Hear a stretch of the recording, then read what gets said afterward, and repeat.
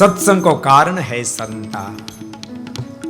સત્સંગના મૂળમાં કારણમાં સંતો છે. ભક્તો, જ્યાં પણ નિર્માણ દેખાતું હશે એ સંતોના દાખલાનું જ પરિણામ હશે. સત્સંગમાં જ્યાં પણ નિર્માણ દેખાતું સંતોના દાખલાનું પરિણામ હશે. ભૂલતા નહીં.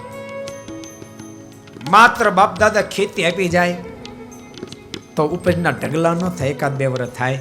એમ ઉપજના ઢગલા કરો તો ખેડૂતને સતત મથતું રહેવું પડે છે. એમાં દિવ્ય સત્સંગ તો મહારાજ આપી ગયા છે.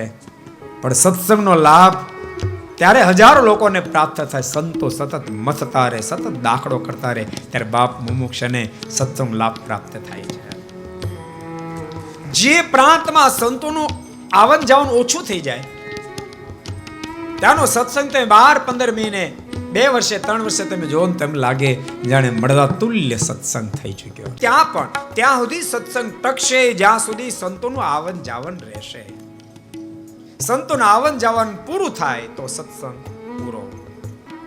ભક્તો, સાચું તમને કહું તો આ સંપ્રદાયના સંતોએ માન અપમાન સહન કરી દાખલાઓ કરી અને સત્સંગ નિર્માણ કર્યો. યશ બીજાને આપ્યો. દાખલા સંતોએ કર્યા, યશ બીજાને આપ્યો. અત્યારે સત્સંગ એના દાખલાથી ઉભો રહ્યો. अगर ये वीडियो आपको पसंद आया हो तो लाइक करें और शेयर करना मत भूलिए.